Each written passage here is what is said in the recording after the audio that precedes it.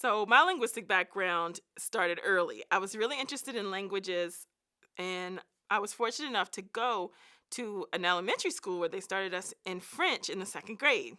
So, I started taking French in the second grade, and then I added on Chinese, and I added on Spanish, and I added on classical Ethiopic, the language of the Orthodox Church in Ethiopia.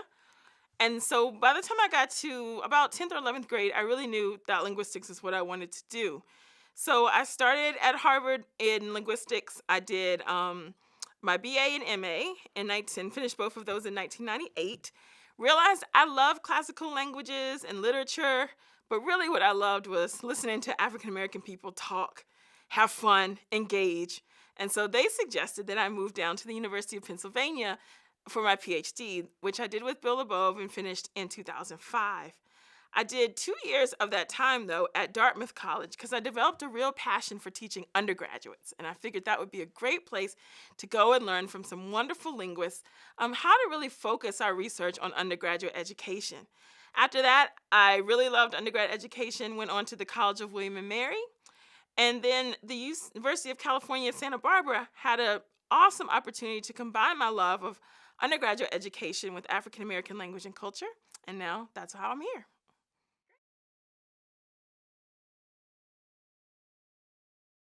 I first joined the LSA as a graduate student in 1999. So that was my first year of graduate school when I was fortunate enough to be named one of the LSA Institute graduate fellows. So I joined at the time for the application, and then I've been a member ever since, and now I'm a lifetime member.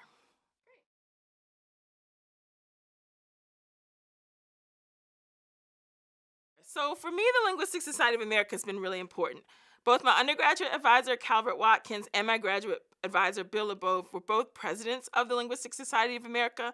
So I saw its importance for students, I saw it for faculty, and really thinking about how we can add more voices to what linguistics is, what we do as a group. And that's why I've really kind of been interested in supporting the institutes whenever I can as professors, as students, as just even going to do workshops for 2 or 3 days, as well as serving on the Linguistic Society of America Executive Committee to make sure that linguistics becomes more inclusive. Language, culture, cognition, thinking about gesture, sign, the interactions with literature, the interactions with learning, the interactions with thinking about what we'll be doing in 20, 30, 40, 50 years with technology.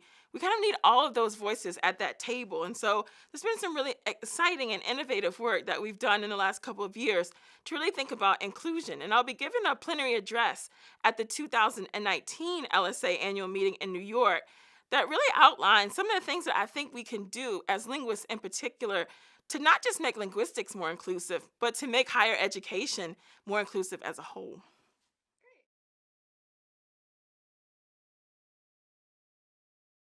So at the 2019 Institute at UC Davis, I'll be teaching a course with my colleague Mary Bucholtz entitled Language and Race. We're going to think about the ways that racial theory have been informed by language.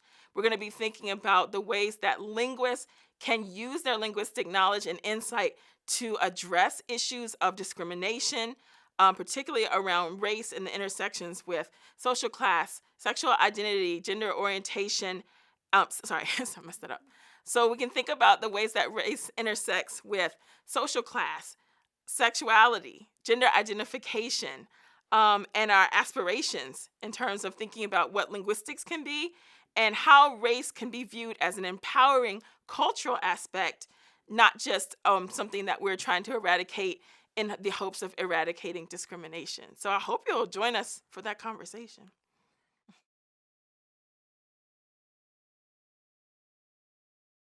Right now, I am working on a new book called Talking College, and the book really has two purposes. It's to document and explore the decisions that African American students make in their college experiences, but it's really designed for students to serve as a guide to really help them think about identity formation, their choices as undergraduate students during their college years. So we'll be working on that grant for the next 3 years.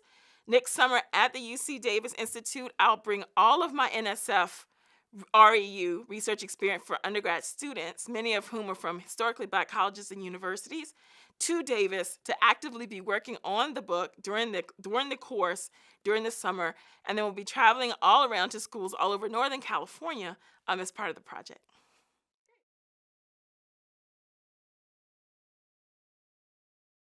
I love to travel. So I love to figure out how many trips can I fit in for fun during an academic year and for work. So usually what I'll do is I'll give a talk somewhere and then I'll spend that weekend or a couple days just exploring, and it's so fun. So moving to California, there's so many new cities, new countries. We've been running around both California and Mexico. And just seeing what's out there. We do that. We like theme parks. We like restaurants. We like sports games. Well, my husband does. So we usually do a mix of the three.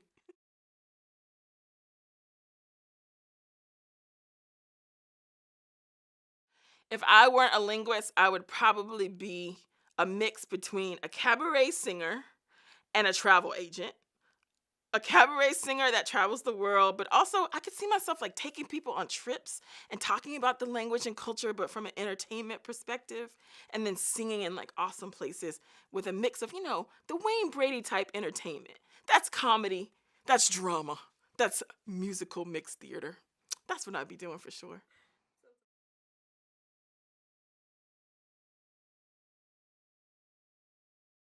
I'm looking forward to having some fun in Northern California. Southern California has proved to be awesome this year for me in my first year here. So we're looking forward to some Bay Area fun. I'm looking forward to learning more about the Inland Empire, and learning more about the different UC campuses. Particularly for me, I'm really interested in UC Davis because Gary May, the chancellor, is the first African American UC chancellor. So I'm going to try to find him so I can follow him around at least for a day.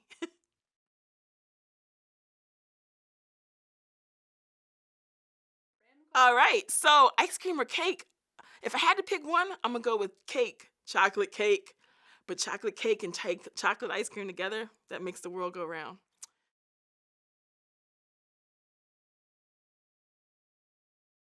Quarter or semester? Sorry, UCSB, semester.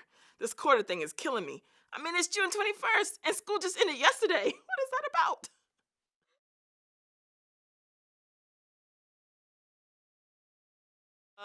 Cats or fish? Cats or dogs is definitely fish.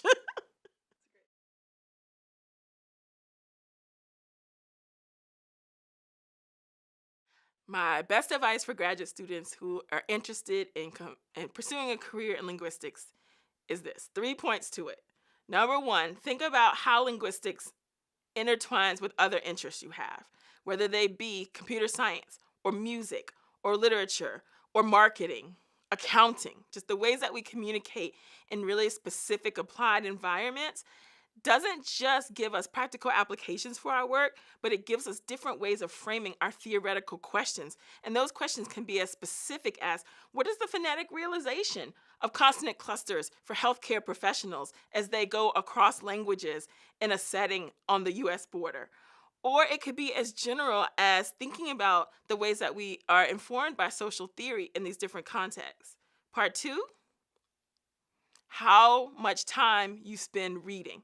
To really be innovative, to be able to be published freely and easily, you really have to see how you've situated your work and the work that you want to do in the future in the existing conversations that are being had. And if you are from an underrepresented group, you may often find that there is no conversation.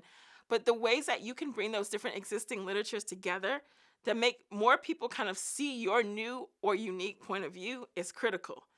And then the third key point, sleep. I don't know why people think that you can do better as a scholar if you don't sleep.